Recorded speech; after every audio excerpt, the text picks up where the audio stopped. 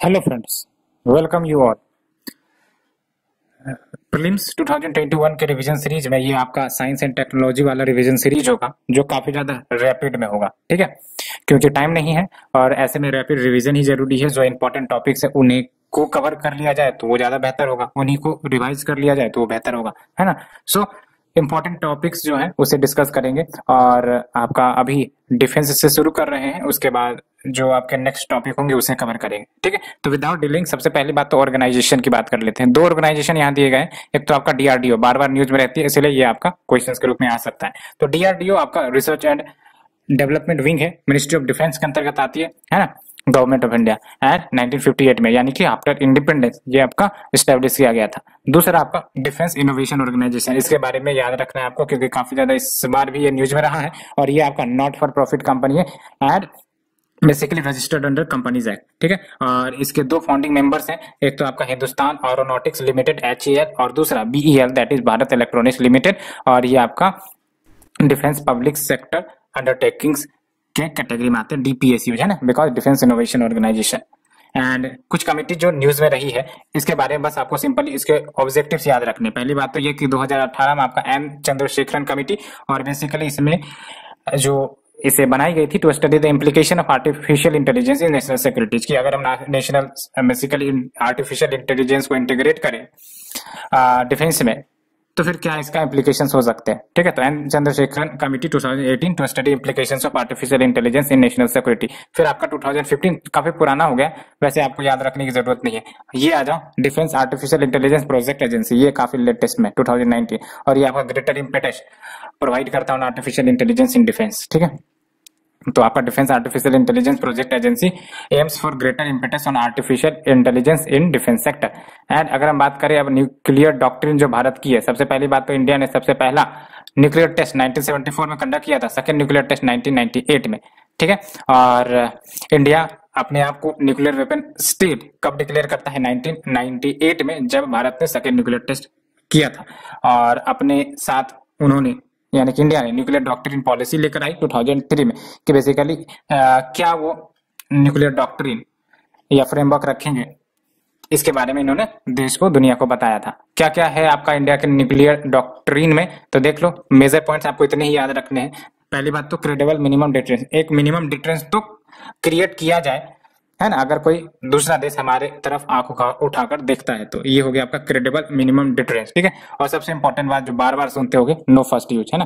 तो इंडिया सिर्फ और सिर्फ यूज करेगा अपने वेपन को यानी कि न्यूक्लियर वेपन को ओनली इन रिटेलिएशन, है ना। फर्स्ट अटैक भारत नहीं करेगा, ये आपका इन रिटेलिएशन में करेगा to a nuclear attack on the Indian territory और अगेंस्ट इंडियन फोर्सेस एनीवेयर।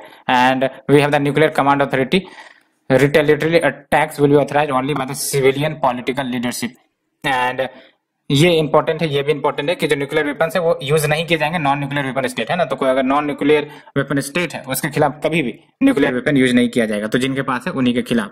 ठीक है, और वो भी no first use and massive retaliation होगा सेकंड में। ठीक है, एंड न्यूक्लियर ट्राइड की बात करें तो न्यूक्लियर ट्राइड का मतलब ये हुआ कि 3 साइडेड मिलिट्री फोर्स स्ट्रक्चर, जिसमें आपके लैंड लॉन्च न्यूक्लियर मिसाइल जो लैंड से लॉन्च किए जा सकते हैं, दूसरा आपका nuclear missile armed submarine, submarine यानी कि वाटर से, और तीसरा आपका एयर से, है ना। तो strategic aircraft having the nuclear bombs and missile. तो जो लैंड बेस्ड है, जो लैंड से लॉन्च किए जाते हैं, देख लो अग्नि 1, अग्नि सीरीज जिसको कहते हैं, अग्नि 1, अग्नि 2, अग्नि 3, अग्नि 4, है ना। एंड आपका ICBM इंटीग्रेटेड को क्रूज बैलिस्टिक मिसाइल, इसके अंतर्गत आपका अग्नि 5, ठीक है, और SLBM में आपका सागरिका एंड क्रूज मिसाइल में आपका ब्रह्मोस सुपरसोनिक आ जाता है। इसको डिटेल से डिस्कस करेंगे बेसिकली। ठीक है, एंड सी बेस्ड में आपका Arihant class submarine and air based में आपका MiG-27, ये न्यूज में भी रही थी MiG-27। अब बात करते हैं मिसाइल्स की, तो मिसाइल देख लो आपका इंटेलिजेंट अनमैन्ड रॉकेट होते हैं, है ना। इसमें मैन तो डेफिनेटली नहीं जाते हैं इसमें, और इसका ऑब्जेक्टिव यही होता है कि जो पेलोड है उसको डेजिग्नेटेड पॉइंट पर लेके पहुंचा दिया जाए with the aim of destroying the object या टारगेट। तो ये टाइप ऑफ मिसाइल है। एक तो आपका लॉन्च प्लेटफॉर्म के आधार पर aircraft, ground vehicles, ship, submarine, but ये अभी हमें देखने नहीं है क्योंकि हमें इंपॉर्टेंट बात है क्या हमें जानना है। प्रोपल्सन सिस्टम की बात करें तो यहाँ आपको जानना होगा, है ना, type of propulsion, solid propulsion, है ना। तो जो प्रोपल्सन मतलब जो प्रोपेल करता है रॉकेट को आगे मूव करने के लिए, ठीक है। तो एक तो आपका सॉलिड प्रोपल्सन, इसमें क्या होगा, सॉलिड फ्यूल यूज होगा, मोस्टली एल्यूमिनियम पाउडर, एंड इसको इजीली स्टोर किया जा सकता है और ये हाई स्पीड बहुत ही तेजी से पहुंच सकती है। एंड दूसरा आपका लिक्विड प्रोपल्सन, ठीक है, और इसमें आपका लिक्विड फ्यूल यूज होते हैं जैसे हाइड्रोकार्बन, एंड स्टोरेज करना थोड़ा डिफिकल्ट होता है, कम्प्लेक्स होते हैं ये, and can be controlled easily. Next जो रैमजेट, ये काफी इंपॉर्टेंट है, ठीक है। रैमजेट में क्या होता है, फ्यूल इंजेक्ट करी जाती है एंड इग्नाइटेड, एंड ये इंपॉर्टेंट बात है कि रैमजेट के तहत एरियल व्हीकल अगर कोई है तो उसको सुपरसोनिक स्पीड पर नहीं लेकर जा सकता, ठीक है। तो सुपरसोनिक स्पीड पर नहीं लेकर जा सकता विद द रैमजेट टेक्नोलॉजी, उसके लिए we have the scramjet technology, ठीक है। और रैमजेट हो या स्क्रैमजेट हो, ये दोनों को दोनों आपके एयर ब्रीथिंग इंजन है, ठीक है। एयर ब्रीथिंग इंजन यानी कि आपका ऑक्सीजन जो है वो आपका एयर से लिया जाएगा, ठीक है। तो देख लो द कंबशन चेम्बर, जहां पर आपका कंबशन होता है, where the air is mixed and fuel and ignited, only works at subsonic speed, so the intake slows the air down, releasing some of its energy as a shock wave, but this reduces fuel efficiency। Scramjet की बात करें तो ये आपका supersonic combination ramjet है, यानी कि supersonic speed पर ये वर्क करेगा, ठीक है। And combustion at supersonic velocity, देख सकते हो हाइड्रोजन फ्यूल यूज किए जाते हैं, एयर ब्रीथिंग इंजन है ये आपका। और इंडिया पहला देश तो नहीं है, फोर्थ कंट्री है apart from USA, Russia, ESA यानी कि European space agency, to have this technology of scramjet, and the combustion chamber is specifically design to operate with supersonic air flow. तो ये बातें हैं। And next is your cryogenic. Cryogenic आप देख सकते हो, क्रायो का मतलब ये होता है काफी ज्यादा लो टेम्परेचर, है ना। क्रायोजेनिक प्रिजर्वेशन ऑफ सीड्स भी आपने सुना होगा, है ना। तो इसमें जो लिक्विफाइड गैसेस होते हैं बहुत ही लो टेम्परेचर पर होते हैं, लिक्विड हाइड्रोजन एग्जांपल के तौर पर, and need insulated containers and vents. And important बात यह है कि क्रायोजेनिक में आपको no air intake is required, ठीक है। ये इंपॉर्टेंट है, याद रखना, क्रायोजेनिक में आपको बाहर से एयर लेने की जरूरत नहीं है। और इंडिया आपका 6th कंट्री है apart from US, Russia, France, Japan, China to have this technology. लेकिन ये सब याद रखने की जरूरत नहीं है, 6th कंट्री है, फर्स्ट नहीं है, बस ये याद रखना है। एंड बैलिस्टिक और क्रूज मिसाइल में क्या अंतर है, तो बेसिकली बैलिस्टिक मिसाइल की अगर हम बात करें तो ये आपका शुरुआती क्षणों के लिए, यानी कि जब लॉन्च किया जाता है मिसाइल को, शुरुआती क्षणों के लिए प्रोपेल कर दिया जाता है, ठीक है। फिर बाद में ये अपने आप बेस्ड ऑन ग्रेविटी अपने टारगेट के पास पहुंचता है। और क्रूज मिसाइल की बात करें तो ये सेल्फ प्रोपेल्ड होता है और till the end of its flight, यानी कि जब तक ये अपने टारगेट तक ना पहुंचे तब तक ये आपका प्रोपेल होते रहता है, ठीक है। And other details of ballistic missile की बात करें तो देख लो, fixed target and parabolic path, ऐसे जाके ऐसे गिरते हैं, ठीक है। Fixed target and parabolic path. And सबसे इंपॉर्टेंट बात यह है कि सबसे पहले ये जो आपका बैलिस्टिक मिसाइल छोड़ा जाएगा तो सबसे पहले एक्सोस्फीयर में जाएगा, यानी कि अर्थ के एटमोस्फीयर को ये लीव करेगा और अल्टीमेटली फिर से ये रिटर्न करेगा, है ना। तो they leave the earth atmosphere first और इसके बाद री इंटर करते। एंड लो प्रिसीजन होता है बिकॉज ट्रेजेक्टरी इसका ग्रेविटी पर, एयर रेसिस्टेंस, कॉरियोलिस फोर्स, इन सब पर डिपेंड करता है। कैन है वेरी लॉन्ग रेंज, ये इंपॉर्टेंट है, इसे याद रखना है। कैन है वेरी लॉन्ग रेंज, 300 किलोमीटर से 12,000 किलोमीटर तक मिसाइल डेवलप किया जा सकता है under the ballistic technology. And heavy payload carry capacity, ये दोनों फीचर इंपॉर्टेंट है।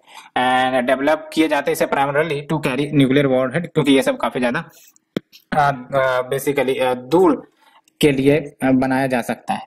इंटरकंटिनेंटल बैलिस्टिक मिसाइल भी आपने सुना होगा, है ना। एंड एग्जांपल देख लो आपका बैलिस्टिक मिसाइल का, याद रखना है एग्जांपल बैलिस्टिक मिसाइल के, ठीक है। तो जनरली भारत ने जो बनाए हैं मिसाइल वो आपको बैलिस्टिक वाले ही देखने को मिलेंगे। तो आप देख लो पृथ्वी 1, 2, अग्नि 1, 2, धनुष, प्रहार, पृथ्वी, ये सब आगे हम पढ़ेंगे बेसिकली।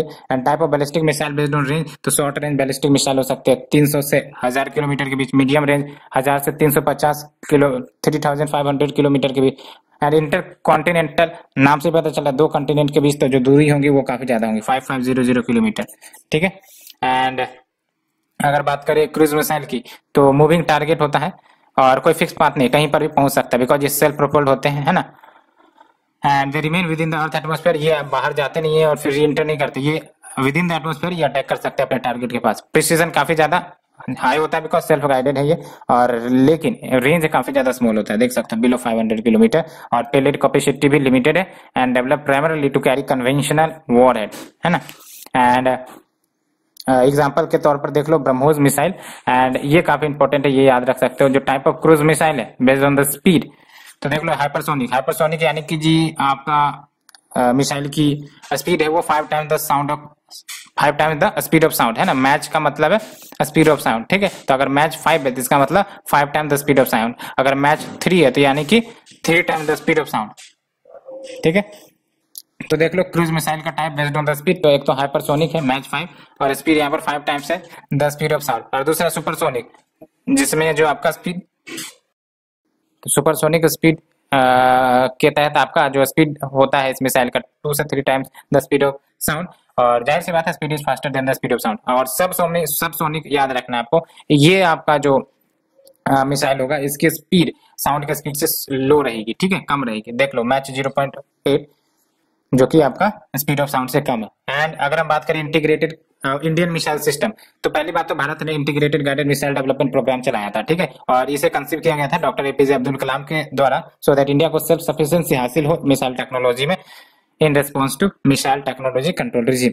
और IGMDP 1983 में शुरू कर दी गई थी, मार्च 2012 में आपका कंप्लीट भी हो चुका है। और ये याद रखना IGMDP के तहत 5 टाइप्स ऑफ मिसाइल इंक्लूड किए गए, ये काफी इंपॉर्टेंट 5 टाइप। पहली बात तो यही याद रखना है 5 कौन कौन से, अग्निश्री, पृथ्वी, और उसके बाद त्रिशूल, नाग, आकाश, ठीक है, अग्नि, पृथ्वी, त्रिशूल, नाग, आकाश, ये 5 याद रखने, आकाश, नाग, त्रिशूल, पृथ्वी और अग्नि, ठीक है। और अगर हम बात करें अग्नि की तो intercontinental surface to surface, ठीक है, ये आपको याद रखना है, ठीक है, अग्नि आपका intercontinental surface to surface.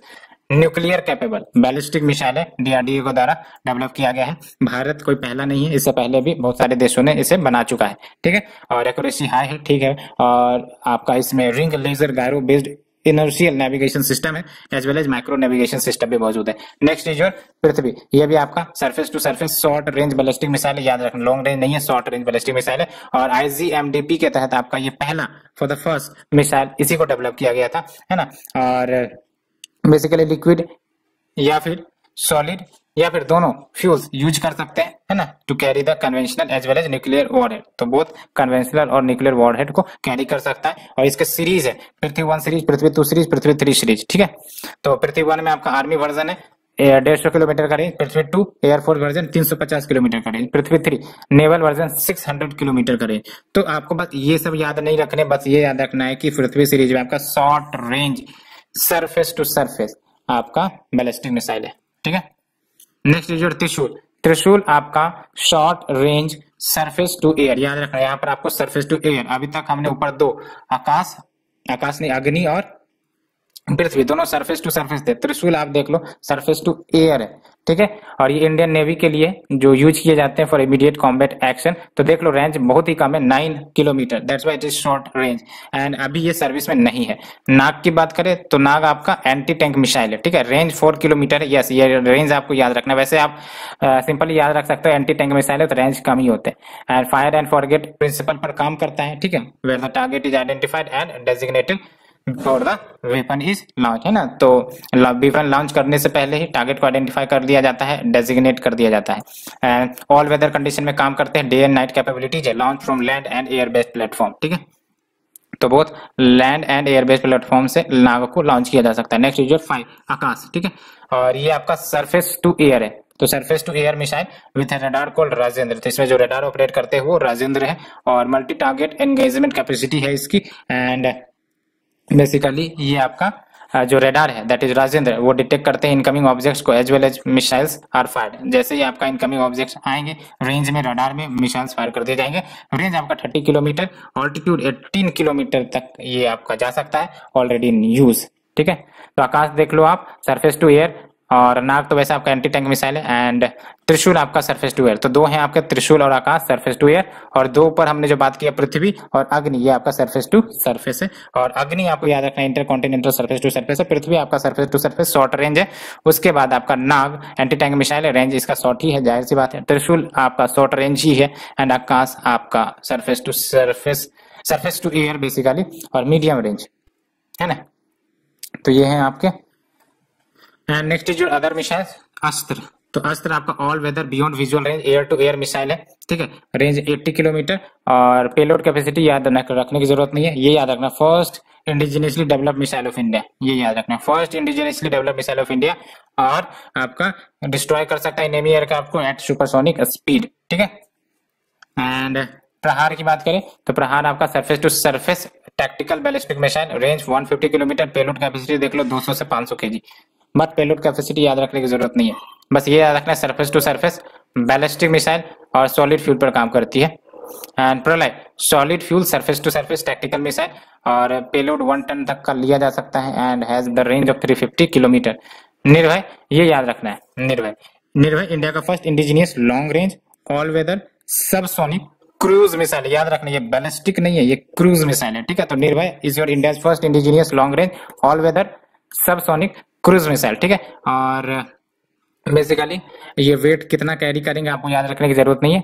It can avoid detection and it has the ability to cruise at heights as low as 100 metre and देख सकते हो तो 100 मीटर के लो हाइट पर भी ऑपरेट हो सकता है और इसको मल्टीपल प्लेटफॉर्म से लॉन्च किया जा सकता है and it is capable of carrying conventional as well as nuclear warhead. ये 2 स्टेज मिसाइल पावर्ड है, ये याद रखना है, 2 stage missile powered, solid rocket motor booster, ठीक है। एंड रेंज याद रखना है बिल्कुल 1000 किलोमीटर, ठीक है। तो निर्भय का रेंज आपको याद रखना है 1000 kilometre.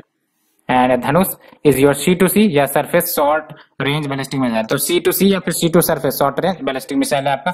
Range 350 kilometre, short range है तो कम ही होगा and capable of carrying the warhead. Next is your BrahMos missile system, यह भी काफी ज्यादा न्यूज में रहा है इसलिए इसको याद रखना है। तो ब्रह्मोस की बात करें नाम से पता चल रहा है आपका बिटवीन द ये ज्वाइंट वेंचर प्रोग्राम था between the DRDO that is defence research development organisation और रशिया का NPOM, ठीक है। और नाम किसके रिवर पर दिया गया है तो देख लो, इंडिया में ब्रह्मपुत्रा रिवर ब्रह्मो और आपका मोस्कवा रिवर रशिया में। तो मोस्कवा रिवर याद रखना रशिया से फ्लो करता है, कहाँ ड्रेन करता है ये भी याद रख लेना। और 2 स्टेज पर ऑपरेट करता है, एक तो solid propellant engine first stage में यूज होते हैं, दूसरा लिक्विड रैमजेट सेकंड स्टेज में। और ये जरूर याद रखना एयर टू सरफेस है, ये जरूर याद रखना एयर टू सरफेस है। और इसका रेंज बिल्कुल याद रखना है आपको 300 किलोमीटर है ना। स्पीड देख लो मैच 2.8 यानी कि 2.8 time the speed of sound, ठीक है। और बस इसको लॉन्च किया जा सकता है land air sea and multi capability missile है, ठीक है। पिन पॉइंट एक्यूरेसी है, जाहिर सी बात है, और ये फायर एंड फॉरगेट प्रिंसिपल पर वर्क करता है, ठीक है। तो ये इंपॉर्टेंट फैक्ट है, it can be launch from land air sea and one of the fastest cruise missile currently operationally deployed. ये भी आपको याद रखना है, ये क्रूज मिसाइल है, ठीक है। One of the fastest cruise missile currently operationally deployed and low radar signature, यानी कि किसी दूसरे देश के रेडार के अंदर बहुत ही आने के चांसेस कम होते हैं, ठीक है। And next is your Pinaka missile system. तो देख लो ये आपका इंडिजीनियस यानी कि इंडिया में ही बनाया गया multi barrel rocket launch system है फॉर द इंडियन आर्मी और DRDO ने इसे बनाया है। और जो नेविगेशन सिस्टम इसमें आपका इरनिस दैट इज इंडिया का जो Indian regional navigation satellite system है वो आपका ऑपरेट करेगा और मोर देन 70 किलोमीटर का रेंज है, ठीक है। और Rudra M1 first indigenous anti radiation missile of the country, ये काफी इंपॉर्टेंट फैक्ट है रुद्र M1 के बारे में, ठीक है। First indigenous anti radiation missile of the country और 200 किलोमीटर तक का रेंज है। वो डिपेंड करता है कि लॉन्च कंडीशंस कहाँ से कैसे हो रही है। और can locate and target any radiation emitting source, जैसे इनेमी रेडार्स को ये आपका टारगेट कर सकता है, कम्युनिकेशन सैटेलाइट को बेसिकली टारगेट कर सकता है and other radio frequency emitting targets as well, ठीक है। तो ये याद रखना आपको रुद्र M1 के बारे में। नेक्स्ट इज जो एंटी सैटेलाइट वेपन मिशन शक्ति, ये काफी ज्यादा न्यूज में आई थी, ठीक है। तो basically anti satellite weapon under mission शक्ति, इसका ऑब्जेक्टिव यही था कि जो आपको एंटी सैटेलाइट वेपन्स है ना, जो सैटेलाइट को डिस्ट्रॉय करने में कार्य करेंगे उसको डेवलप करना है ना। तो इस प्रोजेक्ट के तहत आपका to develop highly potent anti satellite weapon system, और ये ज्वाइंट प्रोग्राम DRDO का एंड इसरो का है। और जब हम बात करते हैं एंटी सैटेलाइट वेपन की तो ये आपका मिसाइल बेस्ड सिस्टम होता है और ये बेसिकली क्या करेंगे, मूविंग सैटेलाइट को अटैक करेंगे, ठीक है। और इसका टेस्ट भी सफल रहा है और इसके बाद इंडिया को coveted space super power league में डाल दिया गया है। और इंडिया के पास आवश्यकता है कि वो डेसिमेट कर सकता है, डिस्ट्रॉय कर सकता है सैटेलाइट्स को, है ना। तो ये भी बातें क्लियर हो गई। And ASAT missile can be air sea and land based, ठीक है।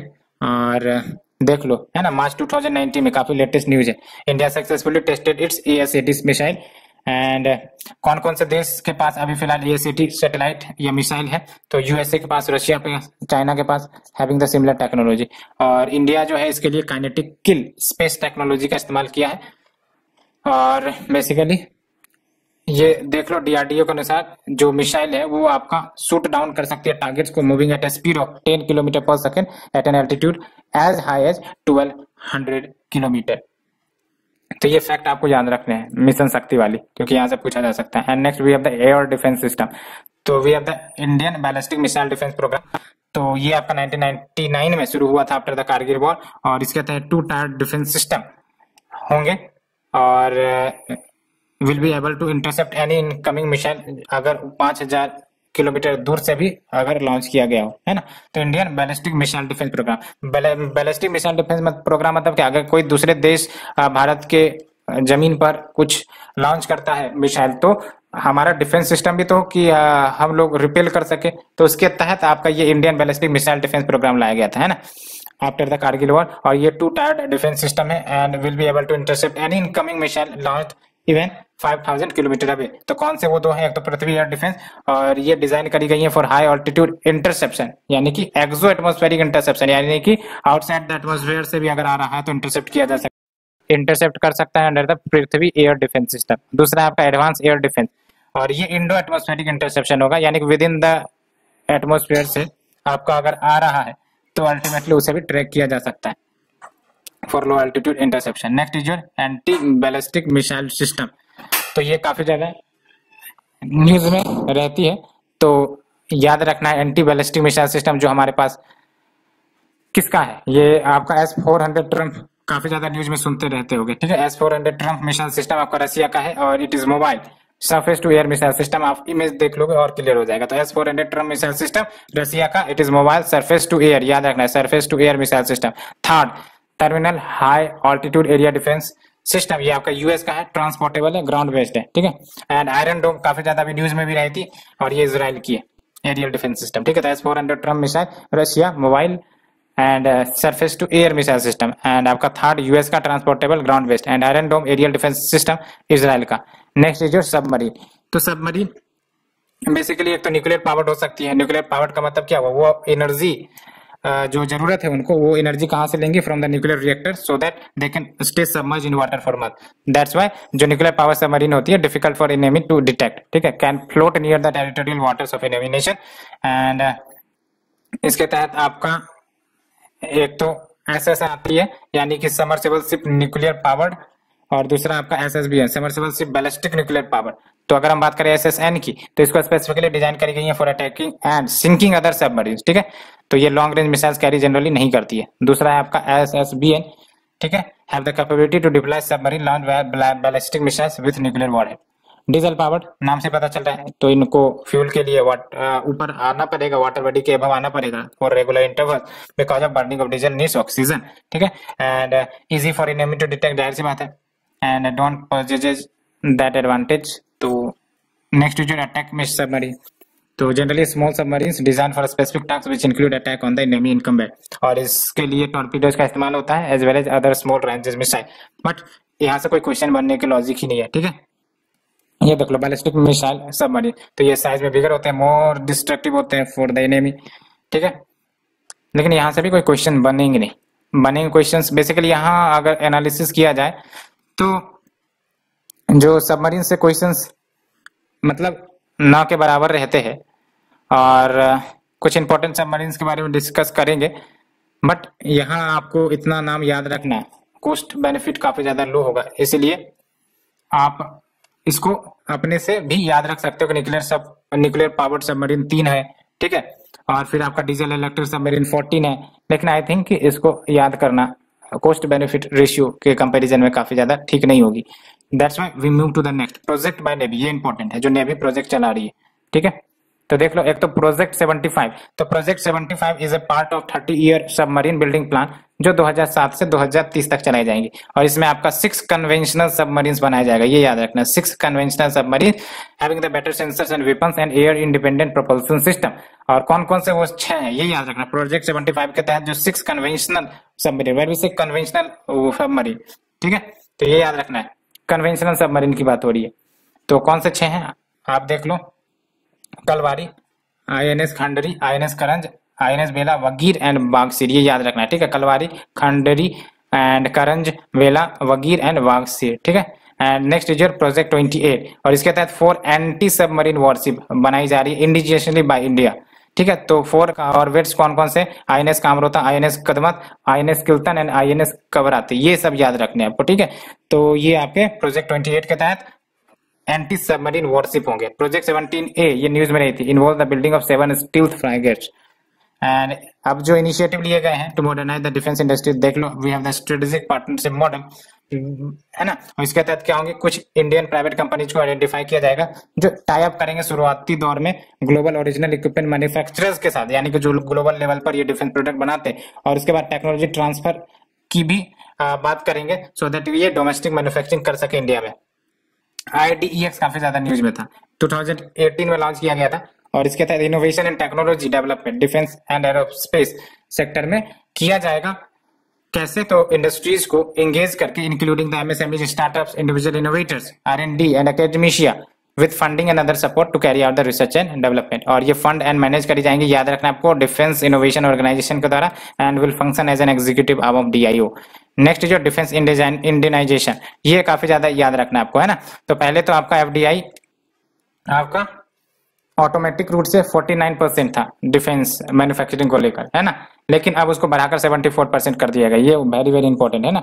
तो FDI via automatic approval raise करी गई है 49% से 74%, ठीक है। और negative list for the import of defence equipment in India, तो इसका मतलब क्या है कि ये जो आर्म्ड फोर्सेस होंगे वो ओनली प्रोक्यूर करेंगे ऑल ऑफ द 101 आइटम जो इस निगेटिव लिस्ट में डाली जाएंगी फ्रॉम द डोमेस्टिक मैन्युफैक्चरर, ठीक है। एंड वी आर द सृजन पोर्टल फॉर डोमेस्टिक वेंडर्स, है ना, जो डोमेस्टिक वेंडर्स है उनके लिए सृजन पोर्टल है, और ये आपका one stop shop online portal होगा जो इन्फॉर्मेशन देगा कि कौन कौन से आइटम्स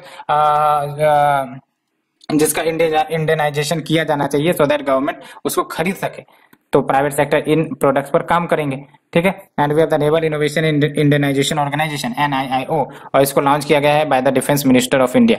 ऑब्जेक्टिव क्या है NIIO का, तो basically innovation and indigenisation foster किया जाए for self reliance in defence in keeping with the vision of Atmanirbhar Bharat, and mission रक्षा ज्ञान शक्ति, और इसके तहत culture of innovation and technology development इसको प्रमोट करना, and for promoting the creation of intellectual property in the sector and its commercial utilisation.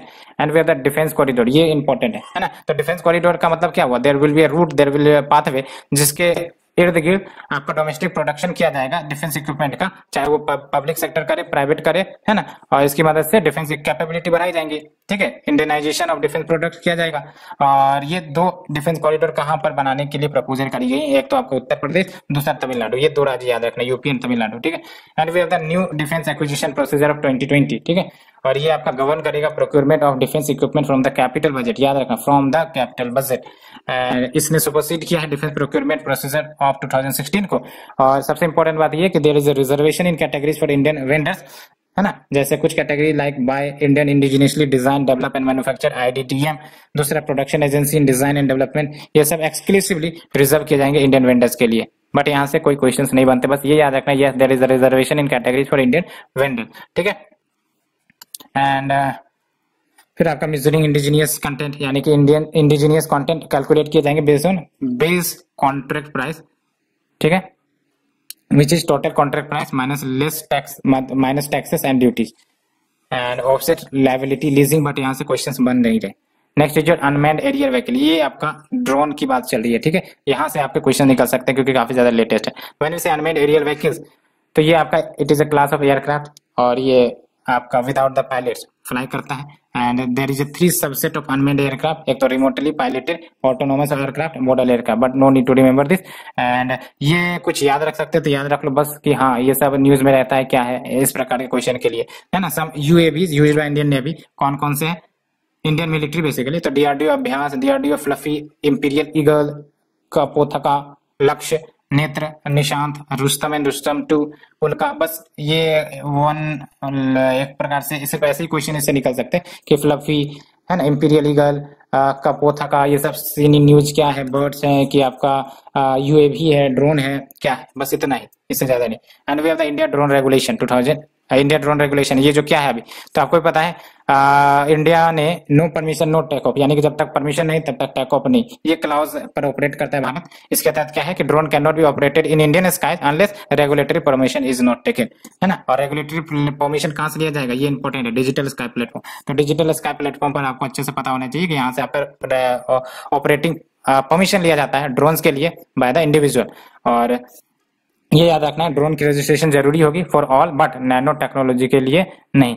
Drone category जो भारत में है, एक तो नैनो कैटेगरी जिसमें आपका जो ड्रोन की वेट होती है वो लेस देन और इक्वल टू 250 ग्राम, फिर माइक्रो 250 ग्राम से 2 kg, फिर स्मॉल, फिर मीडियम, फिर large. Large is your greater than 150 kg। But यहाँ से क्वेश्चन फैक्चुअल है, नहीं बनेंगे। नैनो का आप याद रख सकते हो कि नैनो लेस देन और इक्वल टू 250 ग्राम्स, ठीक है। Next is your chemical weapon. नाम से पता चला है केमिकल वेपन मतलब क्या, केमिकल यूज किए जाएंगे to cause the intentional death और हार्म वाया टॉक्सिक प्रॉपर्टी, क्योंकि केमिकल का ही मतलब होता है वहां टॉक्सिक प्रॉपर्टीज हो सकती है, ठीक है।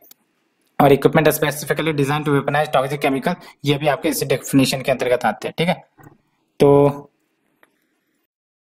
केमिकल वेपन को गवर्न करने के लिए कौन कौन से ऑर्गेनाइजेशन है, कन्वेंशन है, वो आपको याद रखने हैं, है ना। तो केमिकल वेपन कन्वेंशन याद रखना है, मल्टीलेटरल ट्रीटी है जो केमिकल वेपन्स को बैन करती है, as well as they requires destruction within a specified period of time, ठीक है। और ये काफी इंपॉर्टेंट बात है CWC से कि ये आपका इंप्लीमेंट होता है बाय OPCW यानी कि organization for prohibition of chemical weapon, ठीक है। तो 3 स्टेट्स जिन्होंने कभी साइन ही नहीं की, नहीं रेटिफाई की है इस कन्वेंशन को, दैट इज CWC कन्वेंशन को। कौन कौन से, इजिप्ट, नॉर्थ कोरिया और साउथ सुडान।